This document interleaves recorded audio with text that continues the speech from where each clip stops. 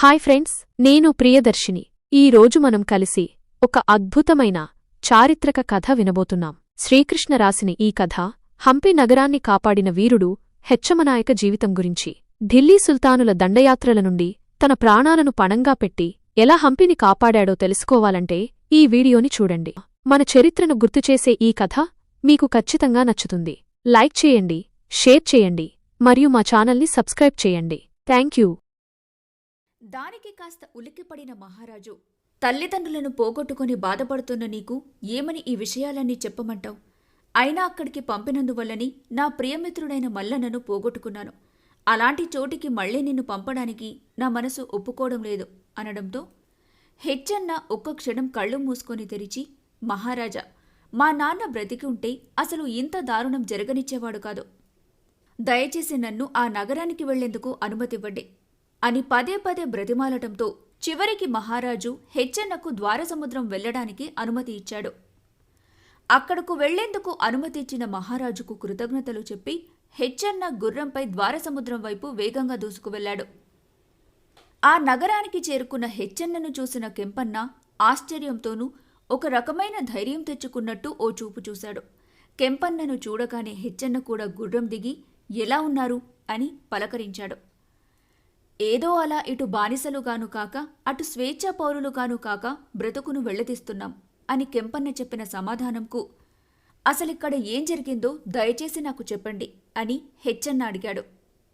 ఆ రోజు గాయపడిన మీ నాన్నను తీసుకుని నువ్వు హుసపట్టణంకు వెళ్లిన 2 రోజుల తర్వాత ఆ మాలిక్ కాఫిర్ మళ్లీ ఒక పెద్ద సైన్యంతో ఈ నగరం మీద దాడి చేసి ఇళ్లను కొళ్లగొడుతూ, దొరికిన ఆడవారి మానాలు చెరుస్తూ, కనిపించిన ఆలయాలను ధ్వంసం చేస్తూ అతడు సాగించిన విధ్వంసానికి భయపడి మహారాజు పంపిన దళాధ్యక్షుడైన సూరయ్య నాయకుడు వారికి లొంగిపోయి ఇక్కడ జరిగిన నష్టాన్ని పూడ్చడానికి మహారాజు పంపిన ధనంతో పాటు కొన్ని ఏనుగులను కూడా వారికి బహుమతిచ్చి వారితో సమరం తప్ప సంధి అవసరం లేదని నేను ఎంత వారిస్తున్నా వినకుండా సంధి చేసుకున్నాడు.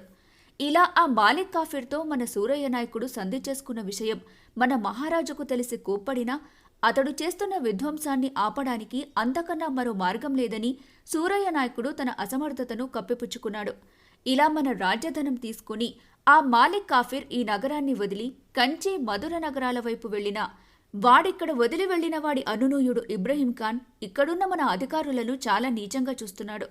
వాడు ఈ నగరానికి వచ్చినప్పుడల్లా ఇక్కడున్న ధనాన్ని, ఆడవారిని విచ్చలవిడిగా ఎత్తుకుని వెళ్తున్నా వారి మీద మన సైనికులకు ఎటువంటి దాడి చేయొద్దని మన సూరయ్య నాయకుడు ఆజ్ఞ కూడా ఇవ్వటం వల్ల వారు యథేచ్ఛగా ఈ నగరాన్ని దోచుకొని వెళ్తున్నారు. మేము ఆ సూరయ్య నాయకుడి ఆజ్ఞకు కట్టుబడి చేతులు కట్టుకొని చూస్తూ ఉండటం తప్ప ఏమీ చేయలేకుండున్నాం. ఇంత జరుగుతున్నా మన మహారాజు ఈ నగరం మీద అంత ఆసక్తి చూపడం లేదు. బహుశా ఆయన తనకు అత్యంత ఇష్టమైన స్నేహితుడు మల్లన్నను కోల్పోయిన బాధ నుండి ఇంకా కోలుకున్నట్టు లేదు అంటూ ఒక చోటుకు వచ్చి ఆగి ఒక మసీదు చూపించి, ఈ స్థలం నీకు గుర్తుందా అని హెచ్చన్నను అడిగాడు కెంపన్న. హెచ్చన్న చుట్టూ పరికించి చూస్తూ ఆ స్థలాన్ని గుర్తుపట్టే ప్రయత్నం చేసేలోపే, ఇక్కడే ఆ మాలిక్ కాఫిర్ మీ నాన్నను తీవ్రంగా గాయపరిచాడు. నువ్వు వాడిని కొట్టిన దెబ్బకు వాడు స్పృహ తప్పి పడిపోయింది కూడా ఇక్కడే. ఇక్కడున్న గుడిని కూల్చి ఈ నగరం మీద వాడి విజయానికి చిహ్నంగా ఆ ఆలయం పునాదుల మీద ఈ మసీదును నిర్మించాడు అని కెంపన్న చెప్పాడు. అప్పటి వరకు కాస్త ప్రశాంతంగా కనబడిన హెచ్చన్న ముఖం కోపంతో ఎర్రబడింది. అతి కష్టం మీద కోపాన్ని అణుచుకుంటూ, ఇది మసీదైంది కాబట్టి వదిలేస్తున్నానని నెమ్మదిగా గొణుగుతూ వెనక్కి తిరిగాడు. అప్పుడే ఇబ్రహీం ఖాన్ తన సైనికులతో అక్కడికి వచ్చాడు. వాడిని చూడగానే పోయసల సైనికులందరూ పక్కకు తప్పుకొని నిలబడి వంగి సలాం చేశారు. వాడు వారినెవరినీ పట్టించుకోకుండా నేరుగా వెళ్లి ఎదురుగా ఉన్న ఒక దుకాణంలో తనకు కావాల్సిన పదార్థాలు, సరుకులు అన్నీ ఎటువంటి ధనం చెల్లించకుండా తీసుకుని బాగా బలిసి ఉన్న ఒక ఎద్దును పట్టుకొని తన వారితో వెళుతూ చుట్టూ కలియచూశాడు. దురదృష్టవశాత్తు అదే సమయంలో అక్కడే ఆడుకుంటున్న ఒక 14 ఏళ్ల బాలిక వాడి కంట్లో పడింది. వాడు నేరుగా వెళ్లి ఆ బాలిక చెయ్యి పట్టుకొని ఆమె ఏడుస్తూ రాను అని గింజుకుంటున్నా వదలకుండా బలవంతంగా లాక్కెళ్తుండగా ఆమె ఏడుపులు విని ఆ పాపతండ్రి వచ్చి, అయ్యా, 4 రోజుల్లో దాని పెళ్ళుంది, దాని జీవితం నాశనం చేయకండి వేడుకుంటుంటున్నా కూడా ఇబ్రహీం అవేమీ పట్టించుకోకుండా అలాగే ఆ పాపను ఈడ్చుకుంటూ వెళ్తుంటే, వాడిని ఆపడానికి ఆ పాప తండ్రి వాడి ముందుకు వచ్చి 2 చేతులు చాపి వాడినాపాడు. కాని బలంగా ఉన్న ఇబ్రహీం అతన్ని ఒక చేత్తో పక్కకు తోసేసి ముందుకు వెళ్తుండగా కెంపన్న చిన్నగా, ఇలాగే వాడు ఇక్కడెన్నో అరాచకాలు చేస్తున్నా చేతులు కట్టుకుని చూడాల్సి వస్తోందని పక్కనే ఉన్నాడనుకుని హెచ్చన్నకు చెప్పడానికి తల పక్కకు తిప్పి చూశాడు. హెచ్చన్న పక్కన లేడు. అంతలోనే ఎక్కడికి వెళ్లాడని చుట్టూ గమనిస్తున్న కెంపన్న కళ్లకు హెచ్చన్న ఇబ్రహీంకు ఎదురుగా వెళ్తూ కనిపించాడు. హెచ్చన్నను ఆపడానికి ప్రయత్నించినా ఆపలేనంత దగ్గరగా ఇబ్రహీం వద్దకు అతడు చేరుకోవడంతో ఇక చేసేదేమీ లేక కెంపన్న ఏం జరుగుతుందో చూద్దామని అలా నిలబడి చూస్తున్నాడు.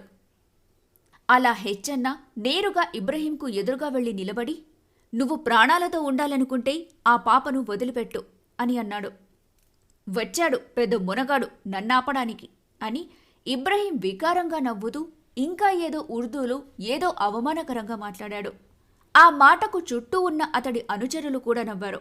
అంతే, హెచ్చన్న ఒర నుండి తన కత్తె తీయటం, ముందు ఆ పాపను పట్టుకొనున్న చేయి అదే వేగంతో తల ఎగిరి చెరోవైపు పడేలా ఒకే దెబ్బతో నరకడం, అప్పటి వరకు వెటకారంగా నవ్వుతున్న సైనికులందరూ నవ్వాపేయడం, చుట్టూ ఉన్న ప్రజలు జరిగిన దాన్ని చూసి నిర్ఘాంతపోయి చూడటం, వెతుకుతున్న ధైర్యం ఏదో తన ఎదురుగా వచ్చి నిలబడినట్టు చూస్తున్న కెంపన్న కళ్లల్లో ఒక మెరుపు మెరవడం అన్ని క్షణాల్లో జరిగిపోయాయి. ఆ సంఘటన నుండి తేరుకున్న కొంతమంది ఇబ్రహీం అనుచరులు హెచ్చన్న మీదకు వచ్చారు. హెచ్చన్న వారికి ఏమాత్రం భయపడకుండా వచ్చిన వారందరినీ అదే మెరుపు వేగంతో చంపి, ఇంకా ఎవరైనా ధైర్యం ఉంటే నా దేశంలో ఉన్న ఆడబిడ్డల మీద చేయి వేయడానికి ముందుకు రండి అని కత్తి కాస్త ముందుకు చాచాడు.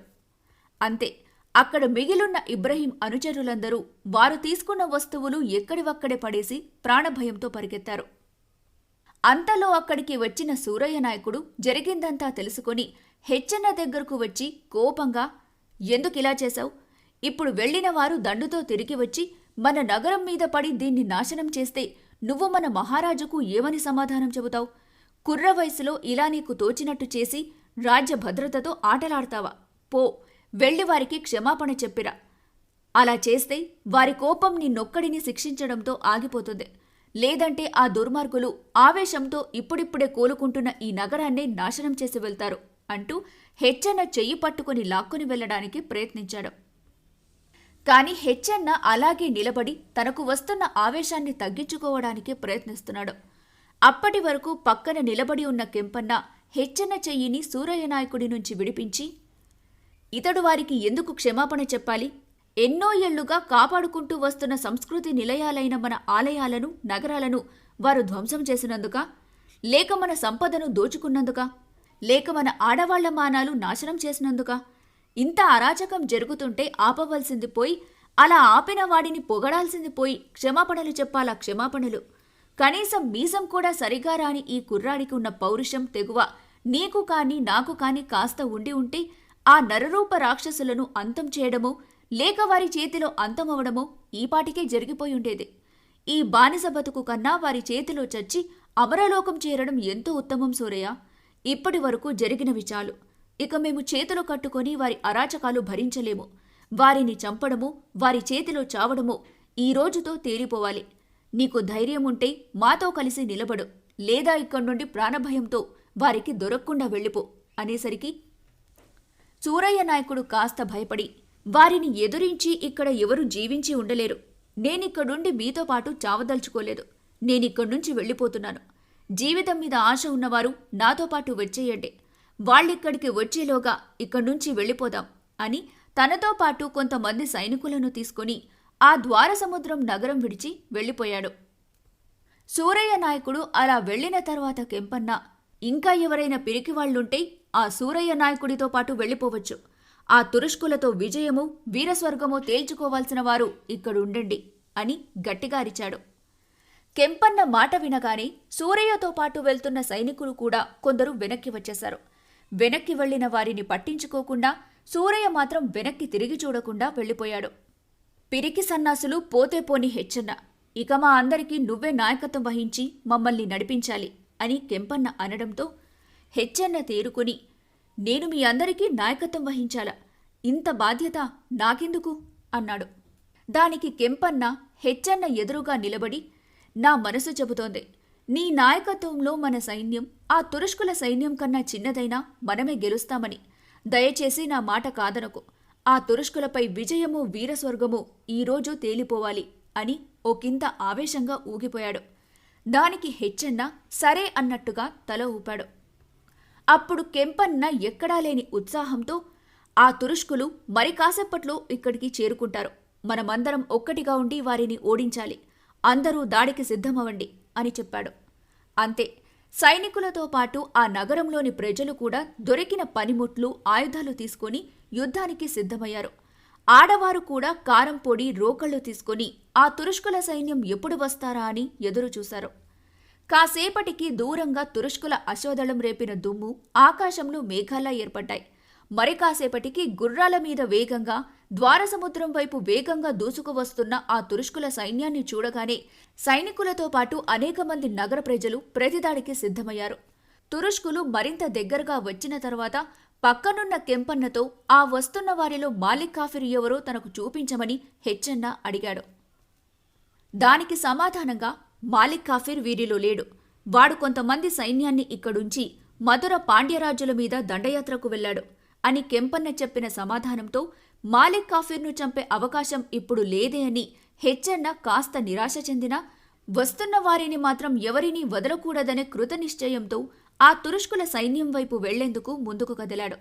అతడిని మిగిలిన సైనికులందరూ అనుసరించారు. తురుష్కుల సైన్యం ఆ నగరంలోకి రానియకుండా నగరం ద్వారం దగ్గరే ప్రజలు, సైనికులు వారిని ఎదుర్కొన్నారు. తురుష్కుల సైన్యం మీదున్న పగ తీర్చుకునేలా హెచ్చన్న దొరికిన వారిని దొరికినట్టు చంపుతున్నాడు.